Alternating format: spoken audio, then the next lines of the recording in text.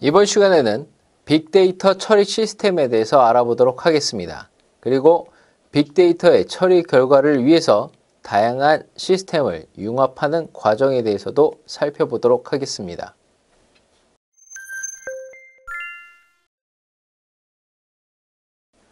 자, 복합 시스템을 우리가 설계하기 위해서는 여러 가지 NoSQL 기법들에 대해서 알아두어야 하는데요. 가장 기본이 되는 것이 바로 어플리케이션 사이드 조인입니다.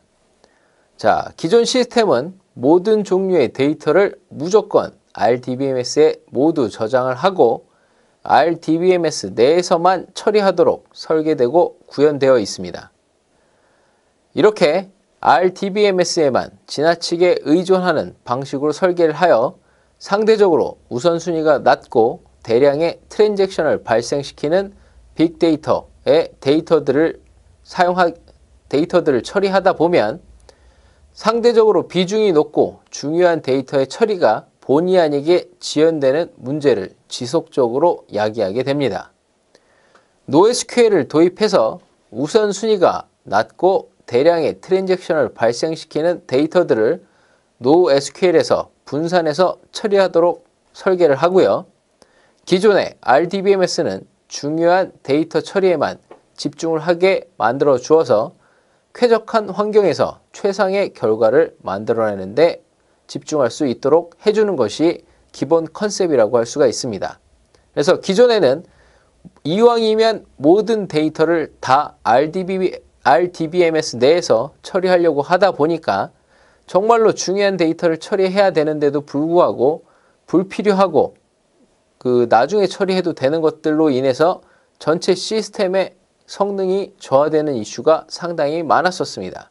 그러나 이러한 이제 성능 저하를 발생시키는 대량의 데이터 처리는 NoSQL이 처리함으로써 기존의 RDBMS는 원래 자신이 제일 잘하는 일에 집중하고 좋은 결과를 만들어내는데 기여할 수 있게 되는 것입니다.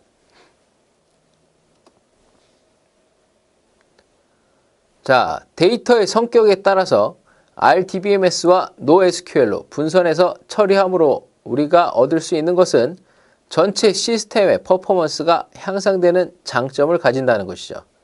예전에는 이렇게 여러 개의 시스템을 분산해서 처리하고 결과를 통합하는 것 자체가 더 느리다라고 우리가 선입견을 갖고 있었는데요. 지금은 다양한 종류의 여러 가지 시스템을 복합적으로 사용하면서 각 시스템 간의 신속한 데이터 통신을 통해서 결과를 빠르게 주고받을 수 있기 때문에 이런 식으로 설계하는 것이 오히려 더 나은 퍼포먼스를 만들어낼 수가 있습니다. 하나의 웹페이지, 즉 하나의 화면에서 보여져야 하는 데이터가 여러 종류의 데이터베이스에 나누어 저장될 수 있기 때문에 하나의 데이터베이스 내에서 조인을 수행하는 것은 당연히 불가능합니다. 따라서 웹페이지를 렌더링하는 웹 프로그램 자체에서 각각의 데이터베이스에 조회를 요청을 하고 그 결과를 가져온 다음에 한 화면에서 보여줄 수 있도록 프로그램상에서 조인을 수행하는 것입니다. 자, 우리가 기존에는 조인이라는 것은 반드시 데이터베이스 내에서만 수행한다라고 알고 있었는데, 자, 어플리케이션에서 조인을 수행한다는 것이죠. 자, 이렇게 데이터베이스 내에서가 아니라 클라이언트 프로그램 상에서 조인을 수행하는 것을 우리는 어플리케이션 사이드 조인이라고 부르고, 실제로 많은 트래픽과 사용자의 요청이 들어오는 이러한 서비스들은 모두 다 이러한 방식으로 어플리케이션 사이드 조인을 함으로써 여러 가지 많은 정보를 실시간으로 최대한 빨리 수집을 하고 렌더링을 해서 사용자에게 피드백으로 전달해주는 그러한 형태로 설계되고 구현되고 있습니다. 자, 그 과정을 보면 기존에는 RDBMS 상에서만 조인을 수행을 했었죠. 그래서 우리는 어플리케이션에서는 조인된 결과만을 요청하고 받아왔었습니다. 하지만 지금은 하나의 화면, 하나의 웹페이지에서 보여주는 내용이 하나의 DB 안에 있는 정보만 가지고 하는 것이 아니기 때문에 여러 종류의 DB에 나뉘어서 저장되고 관리될 수가 있습니다. 자, 이렇게 많은 DB에 분산돼서 저장되어 있는 데이터들을 어플리케이션이 각각 가져와서 이 안에서 조인하는 것을 우리가 어플리케이션 사이드 조인이라고 하는 겁니다. 자, 예전에는 이 특정 스펙을 가지고 있는 RDBMS 하나에만 조인을 의존했다면 지금은 다양한 종류의 데이터베이스들 그리고 다양한 종류의 데이터들을 각각 가져와서 그것을 최종적으로 하나의 결과로 만들어내서 고객, 즉 사용자에게 그 결과를 신속하게 보여주도록 할 때 이제 이러한 어플리케이션 사이드 조인을 사용하게 되는 것입니다. 자, 그 다음에 이제 기본적으로 이종 간의 데이터를 주고받아야 되기 때문에 이 데이터의 익스포트와 임포트는 상당히 중요한 이슈라고 할 수 있습니다. 자, 기존의 RDBMS나 NoSQL이 이미 저장하고 있는 데이터를 가지고 하둡과 같은 맵 리듀스를 수행하는 분산 처리 시스템에서 이제 신속한 연산을 수행하게 하려면 하둡의 경우 HDFS라는 별도의 분산 파일 시스템을 운영하고 있기 때문에 그대로 이 데이터베이스에 저장된 내용을 그대로 사용할 수가 없습니다. 따라서 그 데이터베이스에 저장된 데이터를 하둡에서 처리할 수 있도록 HDFS 상의 파일 형태로 변환해서 저장을 해줘야지 하둡에서 그것을 인풋으로 처리해서 아웃풋을 만들어낼 수가 있습니다. 자, 이때 다양한 DBMS나 NoSQL의 데이터를 HDFS로 임포트하거나 익스포트 해주는 스쿱과 같은 하둡의 에코시스템을 활용해야 되는 이슈가 발생하는 것입니다. 그래서 기존에 저장되어 있는 MySQL에 저장되어 있는 로그 정보나 어떤 사용 패턴 정보 같은 것들을 자, 하둡을 이용해서 통계를 만들어내거나 어떤 그 분석을 하고 싶다라고 한다면 자, RDBMS에 저장되어 있는 데이터는 로우와 컬럼으로 되어 있는 데이터이지만 하둡에서는 그것을 파일 형태로 해야 하고 또 키와 밸류 형태로 처리할 수 있도록 해야 되기 때문에 자, 스쿱이라는 이러한 도구를 사용해서 하둡이 처리할 수 있는 형태로 만들어서 하둡에게 인풋으로 넣어주는 것입니다. 그럼 하둡은 그 인풋을 받아서 내부적으로 연산을 처리하고 최종적으로 만들어내는 결과도 키 밸류 스타일의 데이터가 됩니다. 자, 그러면 그렇게 만들어진 데이터를 다시 서비스를 하기 위해서 RDBMS에 저장을 해야 된다. 그러려면 역시 스쿱을 이용해서 키 밸류 형태로 들어있는 데이터를 MySQL에 집어넣을 수 있는 로우와 컬럼으로 되어 있는 그러한 데이터 형태로 변환을 해서 MySQL에 밀어 넣어야 되는 것입니다. 자, 이렇게 데이터를 익스포트, 임포트 해주는 여러 가지 도구들이 있는데 정형화된 데이터, 즉 스트럭처드 데이터를 처리할 때 쓰는 것은 스쿱, 그 다음에 히호 등이 있고요. 비정형화된 데이터, unstructured 데이터를 처리할 때 쓰는 것은 플럼이나 스크라이브 같은 것들이 있습니다. 그래서 플럼 같은 경우에는 다양한 API를 지원하는 다양한 OS상에서 동작하는 다양한 API들을 가지고 컬렉터를 수행시켜서 데이터를 수집을 하고 그 수집된 데이터를 최종적으로 HDFS상에 올려주어서 하둡이 이것을 가지고 하둡이 연산을 할 수 있도록 만들어주는 역할을 하고 있습니다. 아까 스쿱이 했던 일과 비슷하지만 스쿱과 플럼의 차이는 정형화되어 있는 데이터베이스나 NoSQL에 들어있는 데이터를 가져오는 것이냐 아니면 정형화되어 있지 않고 마구마구 쏟아지는 여러 가지 이종의 데이터들을 수집을 해서 HDFS로 올려주느냐 이 차이가 이제 두 개의 차이라고 볼 수가 있고요. 자, 그 다음에 우리가 빅데이터를 분석할 때에는 자동화된 병렬 처리나 분산 처리를 지원하는 맵리듀스를 많이 사용하고 있습니다. 이 맵리듀스의 대표적인 솔루션이 하둡인데요. 하둡은 배치형 데이터 처리 시스템이면서 맵 단계와 리듀스 단계를 순차적으로 실행해서 결과를 만들어내는 도구입니다. 따라서 실시간 쿼리 같이 그런 식으로 동작하는, 대화형으로 동작하는 것이 아니라 철저히 배치형으로 앞에서부터 뒤로 순차적으로 실행이 되는 구조를 갖고 있습니다. 자, 예를 들어 보겠습니다. 자, 기존의 오라클과 같은 RDBMS에 분석을 하고자 하는 로그 데이터 같은 것들이 있다라고 가정을 했을 때 기존의 RDBMS에 저장되어 있는 데이터를 이제 하드웨어 클러스터의 인풋으로 전달을 합니다. 이제 이렇게 하려면 아까 우리가 살펴봤던 스쿱 같은 것을 사용할 텐데요.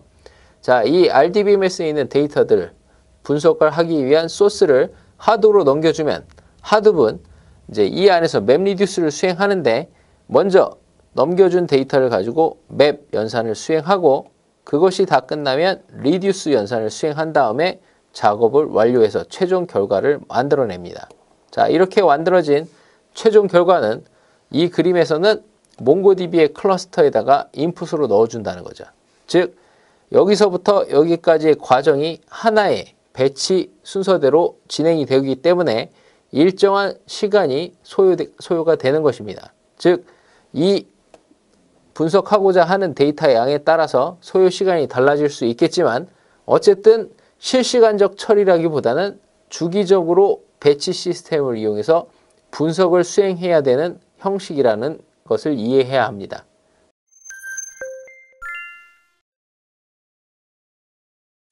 자, 그렇다면 빅데이터를 수집하고 가공하고 서비스하는 과정에 대해서 저희가 차근차근 살펴볼 텐데요. 다양한 서비스에서 제공되는 RESTful API를 이용해서 데이터를 수집하는 방법이 있을 수가 있습니다. 이때에는 주로 JSON이나 XML과 같은 형태, 즉 정형화된 형태의 데이터를 저희가 수집할 수 있는데요. 아쉽게도 별도의 API를 제공하지 않는 웹사이트로부터 데이터를 수집하고자 할 때에는 스크래핑 또는 크롤링이라는 하는 방법을 이용해서 데이터를 수집해야 합니다. 이때 수집되는 데이터의 형식은 주로 HTML로 렌더링된 데이터이고 이 렌더링된 데이터 안에 저장되어 있는 데이터, 즉 정보들을 추출해서 사용을 해야 하기 때문에 JSON이나 XML로 돼 있을 때보다는 좀 더 컴퓨팅 파워를 소모해야 되는 이슈가 있을 수 있습니다. 자, 이러한 데이터 수집 과정을 자동화를 하기 위해서 전용 로봇을 만들어서 우리가 주기적으로 수집 작업을 실행시키는데요. 수집되는 데이터의 양이 많고 수집 속도가 엄청나게 빠르기 때문에 수집되는 데이터, 즉 초반에 수집되는 데이터, 소스 데이터는 가급적이면 NoSQL에 저장할 것을 권장합니다. 자, 수집하는 데이터는 정보로 가공되기 전에 소스 데이터이기 때문에 데이터를 쌓아놓는 작업에 아무래도 유리한 몽고DB가 가장 적합하다고 볼 수가 있습니다. 그래서 우리가 대용량의 데이터를 꾸준히 지속적으로 수집을 하고 있다라고 한다면 RDBMS에다 저장을 하는 것보다 몽고DB와 같은 NoSQL에다 저장을 해주는 것이 훨씬 더 나은 결과를 만들 수 있다. 이 점을 감안하시기 바라고요. 자, 실제로 수집하는 과정을 한번 예를 들어 본다면 저희가 이제 로봇 역할을 하는 어플리케이션 하나 만들어서 주기적으로 실행을 시킵니다. 예를 들면 뭐 10분에 한 번 또는 30분에 한 번, 1시간에 한 번 이런 식으로 이제 주기적인 실행을 하는 것이죠. 이때 이 로봇이 수집하고자 하는 대상, 여러 가지 대상들이 리스트업이 되어 있고 어떤 방식으로 수집을 할 것인가에 대한 로직도 각각 다 정의가 되어 있을 것입니다. 그래서 예를 들어 네이버 오픈 API를 이용해서 어떤 정보를 수집한다. 그러면 XML을 이용해서 데이터가 넘어오기 때문에 그 넘어온 데이터는 XML 파싱을 해서 우리가 원하는 형태로 가공을 하고요. 다음 오픈 API 같은 경우에는 JSON을 지원하기 때문에 JSON 형태로 데이터가 넘어오기 때문에 이 JSON을 파싱을 해서 역시 저희가 가공할 수 있는 형태의 데이터로 만들어줍니다. 그 다음에 일반 웹사이트들 같은 경우에는 API를 제공하지 않기 때문에 그 HTML 내에 있는 데이터를 추출해서 써야 되기 때문에 HTML 파서를 이용해서 원하는 정보를 추출하도록 만들어줘야 됩니다. 자, 이런 식으로 여러 종류의 데이터를, 저마다 다른 종류의 데이터를 우리가 로봇을 이용해서 수집을 하고 그것을 DB에 저장해야 되는데, 이때 몽고DB는 제이슨 형태로 데이터를 저장할 수 있기 때문에 어떤 종류가 들어와도 모두 다 제이슨 형태로 바꿔서 몽고DB에다가 저장을 하도록 만들어주는 것이 이제 가장 좋다라고 볼 수가 있습니다. 자, 이렇게 수집된 데이터를 이제 분석 작업을 해야 되는데요. 1차적으로 수집된 데이터는 하둡을 이용해서 데이터를 가공하는 작업을 진행해야 하기 때문에 앞서 설명을 드린 것처럼 HDFS 상에 임포트를 시켜야 됩니다. 자, 분석 작업을 위해 프로그래밍된 하둡 프로그램을 주기적으로 실행을 시켜서 최신 분석 결과를 항상 생성해내도록 만들어야 되고요. 이렇게 생성된 분석 결과는 사용자에게 서비스할 때 사용되는 데이터베이스에서 주로 사용되는 형태로 익스포트를 시켜줘야 됩니다. 그래서 만약에 서비스할 때 사용되는 데이터베이스가 RDBMS다. 그러면 로우와 컬럼 구조의 데이터로 바꾸어가지고 데이터베이스에 밀어넣을 수 있게 만들어줘야 되고요. 아니면 몽고DB와 같은 NoSQL이다. 그러면 도큐먼트, 즉 제이슨 형태의 데이터로 변환을 해서 몽고DB에 밀어넣어야 될 것입니다. 자, 이렇게 데이터를 수집하고 수집된 데이터를 분석하는 데에는 항상 일정한 시간이 소요됩니다. 이것은 물리적으로 불가능한, 이것을 단축시키는 것은 물리적으로 불가능하기 때문에 우리가 일반적으로 얘기하는 실시간 처리라는 것은 현실적으로 쉽지 않다는 얘기죠. 그래서 데이터 분석 또는 가공 주기를 최대한 짧게 함으로써, 즉 1시간이 될 것을 30분, 30분이 될 것을 10분, 10분이 될 것을 1분, 이와 같이 주기를 최대한 짧게 함으로써 가급적 실시간에 가까운 최신 데이터를 생성해내고 그것을 사용할 수 있도록 만들어주는 것이 실시간에 근접한 서비스를 수행하는 것이라고 할 수가 있습니다. 자, 이러한 부분에 대해서는 우리가 반드시 오해를 하지 말고 정확하게 이해하고 가급적이면 실시간에 가까운 서비스를 할 수 있는 형태로 시스템을 설계할 필요가 있습니다. 자, 데이터를 분석하는 과정을 보면 앞서 몽고DB에 우리가 다양한 소스로부터 데이터를 수집해서 쌓아놨었습니다. 그죠? 자, 그것이 이제 컬렉션, 특정 컬렉션이라든가 아니면 여러 개의 컬렉션에 나누어 저장이 돼 있을 텐데 그것을 이제 하둡의 맵리듀스를 수행하려면 반드시 HDFS 상의 파일 형태로 변화를 해서 올려놔야 됩니다. 그러면 스쿱 같은 것들을 이용해서 우리가 HDFS의 파일 형태로 변환을 해서 임포트를 해주면, 자, 이러한 이제 인풋 파일이 생성이 되고 이것을 맵 태스크를 시작으로 해서 이제 맵 리듀스를 수행하게 되는 거죠. 그래서 맵 함수가 실행이 되고 그 다음에 중간 결과를 만든 것을 가지고 리듀스를 수행한 다음에 최종적으로 최종 결과를 키 밸류 형태로 만들어냅니다. 하지만 우리가 일반 사용자한테 서비스할 때에는 이 키 밸류 데이터를 그대로 쓰는 것이 아니라, 자, MySQL이나 오라클 같은 RDBMS를 통해서 웹 서비스를 할 것이기 때문에 역시 스쿱 같은 도구를 이용해서, 자, 키 밸류로 만들어진 최종 결과물을 테이블에 밀어 넣고 그 테이블에 있는 정보를 가지고 웹사이트에서 서비스할 수 있도록 만들어 주는 것이 이 분석 및 서비스 과정의 흐름이라고 할 수가 있습니다. 자, 이제 결과 데이터를 서비스해야 되는데요. 하둡을 이용해서 신속하게 처리된 결과 데이터를 웹이나 앱으로 서비스하기 위해서는 실제 서비스 운영할 때 사용되는 RDBMS에 저장을 해줘야 됩니다. RDBMS는 이러한 부분에 있어서 직접 연산을 수행하지 않고 오직 처리 결과만을 저장해 놓고 필요할 때 사용자에게 그것을 전달해주는 역할만 하면 되기 때문에 상당히 오버헤드가 적다라고 할 수가 있습니다.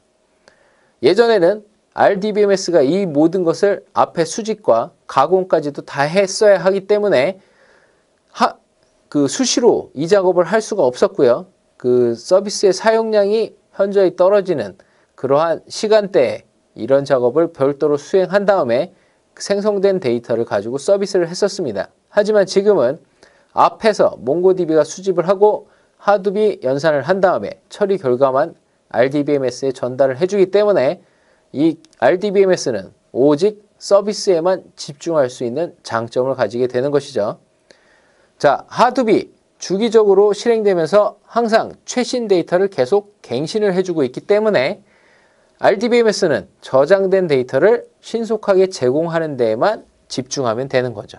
자, 이렇게 역할 분담을 함으로써 전체 시스템이 효율적으로 운영이 되고 그 다음에 시스템 자체의 성능이 일정한 퀄리티를 유지할 수 있도록 저희가 전체 서비스를 관리해 줄 수가 있게 되는 것입니다. 자, 이것을 그림으로 보면 자, 뒤쪽에서 이미 하두비 자신이 처리한 결과를 이 RDBMS에 밀어 넣어 줄 것이고요. 자, RDBMS에서는 DB상에 이제 테이블상에 조인을 수행을 하고 수행된 결과를 이 RESTful API를 가지고 있는 어플리케이션 서버를 통해서 이제 최종 데이터를 웹사이트나 모바일 어플리케이션으로 전달을 해주면 자, 실제 사용자를 맞닥뜨리는 클라이언트 어플리케이션인 웹사이트나 모바일 어플리케이션들은 이제 RESTful API를 통해서 넘겨받은 데이터를 가지고 사용자에게 정보를 보여주고 또 사용자로부터 입력받은 데이터를 다시 통해서 이쪽을 통해서 저장을 하는 형태로 운영이 되는 것입니다.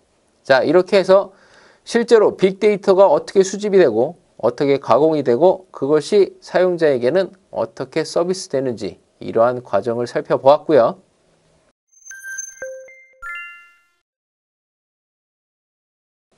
자, 이런 식으로 이제 NoSQL, 여러 가지의 NoSQL 솔루션과 그 다음에 기존의 RDBMS를 잘 조합을 해가지고 다중 플랫폼을 손쉽게 지원하는 채팅 서비스를 구축하는 사례에 대해서 살펴보도록 하겠습니다. 자, 레디스는 리모트 딕셔너리 서버라고 불리며 이 메모리 기반의 키 밸류 타입의 저장소라고 할 수가 있습니다. 이것은 몽고DB와 같은 대표적인 오픈소스 NoSQL 중에 하나이고 레디스는 데이터를 로딩할 때 시간을 절약하기 위해서 사용되는 메모리 캐시와 같은 용도로 많이 활용이 되고 있습니다. 단순히 메모리에 리드 라이트 하기만 하는 것이 아니라 정기적으로 메모리의 내용을 디스크에 저장하기 때문에 필요하다면 자동 복원도 가능한데 이 레디스는 특이하게 일종의 푸시 기능인 퍼블리시 서브스크라이브를 제공하고 있습니다. 자, 이것은 저희가 채팅 서비스, 특히 다중 플랫폼을 지원하는 채팅 서비스를 만들 때 상당히 유용한 기능이고 이 레디스는 데이터베이스이기 때문에 대부분의 플랫폼에서 연동해서 구현을 할 수가 있습니다. 그렇기 때문에 다중 플랫폼 지원이 상당히 용이해지는 것이죠. 저희가 일일이 모든 플랫폼에 대응하는 서버 프로그램을 만들지 않아도 된다는 얘기가 되는 것입니다. 자, 그 다음에 소켓.io라는 웹 소켓이 있는데요. 이것은 Node.js에 기반한 라이브러리로 실시간 어플리케이션 구현을 위한 크로스 브라우저용 웹 소켓입니다. 인터넷 익스플로러나 사파리, 구글 크롬, 파이어폭스, 오페라 등의 모든 브라우저를 거의 모든 브라우저를 지원하고 있고요. 웹소켓이나 폴링, 그 다음에 멀티파트 스트리밍, 그 다음에 아이프레임, 제이슨P와 같은 여러 가지 리얼타임 기술들을 모두 지원하고 있습니다. 이러한 소켓.io는 클라이언트를 위한 자바스크립트용 소켓.io와 서버를 위한 Node.js용 소켓.io를 별도로 제공을 하고 있는데요. Node.js의 대부분의 모듈이 그러하듯이 npm을 이용해서 간단하게 설치해서 사용할 수 있다는 장점을 가지고 있습니다. 그 다음에 저희가 지금 만들고자 하는 다중 플랫폼을 지원하는 채팅 서비스에는 자, 레디스를 비롯해서 MySQL과 몽고DB, 즉 총 3개의 데이터베이스를 사용하도록 할 것이고요. 사용자 계정 정보를 비롯한 중요한 정보는 MySQL에 저장합니다. RDBMS는 기본적으로 오랜 기간 동안 사용되어 왔기 때문에 운영 노하우가 풍부하고 데이터의 일관성 유지와 보안 등에 아주 유리하게 되어 있습니다. 그렇기 때문에 사용자의 계정 정보를 MySQL에 저장하는 것은 당연한 것이고 그 부분은 대안이 그렇게 많지 않다라고 할 수가 있고요. 채팅 서비스를 운영하면서 발생하는 모든 종류의 로그성 데이터, 엄청난 양의 발생하는 로그 데이터를 어디에 저장하느냐? 바로 몽고DB에 저장하도록 합니다. 몽고DB는 로그 데이터와 같이 대량으로 빠르게 저장해야 하는 데이터에 적합하고 데이터베이스의 확장이 용이하기 때문에 용량에 상관없이 계속 저장할 수 있다는 장점을 가지고 있기 때문입니다. 자, 이렇게 해서 저희가 몽고DB, MySQL, 레디스를 가지고 이제 Node.js로 다중 플랫폼 지원 채팅 서비스의 서버를 구현한다라고 가정을 해보겠습니다. 자, 아까 말씀드린 것처럼 사용자 정보와 같은 주요 정보는 RDBMS에 저장을 하고요. 그 다음에 이 채팅 서비스를 운영하면서 발생하는 모든 로그 정보는 몽고DB에 저장을 합니다. 그 다음에 레디스가 갖고 있는 Publish Subscribe라는 기능을 이용해서 자, 웹사이트 또는 안드로이드 어플리케이션 또는 iOS 또는 지금 우리가 상상할 수 있는 모든 종류의 클라이언트 프로그램을 다 채팅 서비스로 연동시키게 만들어줄 수가 있습니다. 자, 안드로이드 같은 경우 레디스 클라이언트 접속 모듈이 있고요. iOS용으로도 역시 그러한 라이브러리들이 있습니다. 그 다음에 지금 웹 같은 경우에는 Node.js가 자, 레디스의 Publish Subscribe를 연동하도록 해주고 대신 웹사이트는 직접 이 레디스에 연동해서 동작할 수 없기 때문에 Node.js가 Socket.io를 이용해서 간접적으로 이 Publish Subscribe를 이용하도록 설계해 준 것입니다. 자, 이런 식으로 설계를 해주면 어떤 종류의 플랫폼을 지원하든 계속 지원 플랫폼이 늘어난다 하더라도 이 서버에서 더 이상 할 일은 없습니다. 오로지 그 확장되는 플랫폼에서는 레디스만 연동할 수만 있다면 이 채팅 시스템의 클라이언트로 손쉽게 같이 사용이 될 수가 있기 때문에 상당히 확장이 용이한 구조이고 그 다음에 사용자의 수가 엄청나게 늘어난다 하더라도 레디스나 몽고DB는 NoSQL 솔루션이기 때문에 수평적 확장이 상당히 용이한 솔루션들입니다. 그래서 사용자의 그 수가 엄청나게 늘어난다 하더라도 수평적으로 확장을 해서 그 사용자를 커버할 수 있는 형태로 시스템을 늘려주면 됩니다.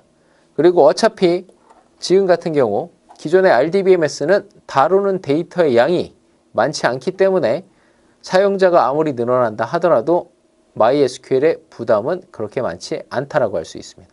자, 이런 형태로 시스템을 설계해 놓으면 우리가 신속하게 서비스를 개발하고 그 다음에 오픈을 할 수 있으며 향후에 어떤 종류의 클라이언트가 나온다 하더라도 우리는 그러한 클라이언트를 신속하게 대응하면서 서비스를 계속 유지할 수 있다는 장점을 가지고 있는 것입니다.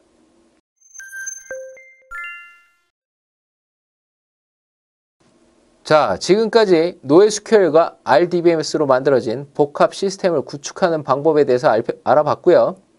복합 시스템을 설계할 때에는 어플리케이션 사이드 조인이나 데이터의 익스포트와 임포트, 그 다음에 배치 프로세싱에 대한 이해가 필요합니다. 그리고 빅데이터를 처리하는 과정은 기본적으로 데이터를 수집하고 그것을 저장한 다음에 맵 리듀스를 수행하도록 데이터를 전달해주고 실제로 맵 리듀스를 수행한 다음에 맵 리듀스의 수행 결과를 이제 데이터 서비스를 하는 최종 데이터베이스에다가 전달을 해주고 그것을 사용자에게 전달을 해주는 형식으로 운영을 하면 됩니다. 마지막으로 다중 플랫폼 지원 채팅 서비스 구축 사례를 살펴보면 레디스의 Publish Subscribe 기능을 활용을 하고 몽고DB의 채팅 로그와 같은 로그성 데이터를 실시간으로 저장하게 한 다음에 MySQL에는 사용자 계정 및 주요 정보를 저장해 놓도록 한다면 이 시스템은 다중 플랫폼을 손쉽게 지원하면서 안정적인 서비스를 할 수 있는 아주 좋은 시스템으로 만들어낼 수 있다. 이러한 점을 반드시 기억하시기 바랍니다.